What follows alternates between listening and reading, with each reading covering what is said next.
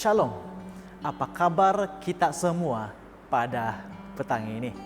Nah, terima kasih karena sudi untuk sejenak bersama pada petang kali ini. Sejak dari kecil lagi, saya agak kagum dengan kebolehan bapak saya dalam mengenali jenis-jenis pokok yang ada di hutan. Nah, saya masih ingat ketika saya masih kecil dulu, setiap kali saya dan bapak masuk ke hutan, dia dapat mengenali hampir semua jenis pokok dari yang kecil hingga yang besar. Dan apabila kami berjalan kaki di jalan raya pun, dia mengenal juga pokok-pokok dan tumbuh-tumbuhan yang tumbuh di tepi-tepi jalannya itu.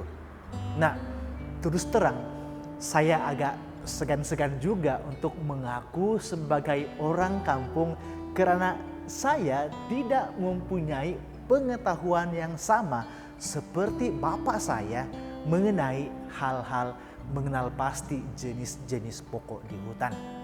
Nah, pada satu hari ketika saya berada di university, pensyarah saya mengatakan ini.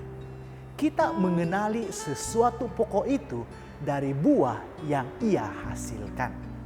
Nah, bagaimana pula dengan kehidupan rohani kita sebagai orang-orang Kristen? Sudahkah kita menunjukkan buah-buah yang sesuai, yang dapat menunjukkan yang kita ini adalah orang-orang Kristen? Tapi sebelum itu, apakah buah-buah yang harus kita tunjukkan yang menjadikan kita ini boleh dikenal pasti sebagai orang-orang Kristen? Galatia pasal yang kelima ayat 22 hingga 23 berkata seperti ini. Sebaliknya, buah roh ialah kasih, sukacita, damai sejahtera, kesabaran, kemurahan, kebaikan, kesetiaan, lemah lembut, dan penguasaan diri. Tiada hukum yang menentang segala ini. Nah, inilah buah yang harus kita hasilkan supaya kita boleh dikenal pasti sebagai umat-umat Tuhan. Di musim pandemik yang mencabar ini, sudahkah kita menghasilkan buah-buah seperti yang baru saja kita bacakan tadi? Terus merasa damai walaupun cabaran di kiri dan kanan. Terus sabar walaupun kesukaran melanda.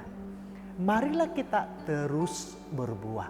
Biarlah pada saat orang lain di luar sana melihat kita, mereka tahu yang kita ini adalah umat-umat Tuhan melalui buah yang kita hasilkan. Terima kasih karena sudah sejenak bersama. Sampai jumpa lagi. Tuhan memberkati.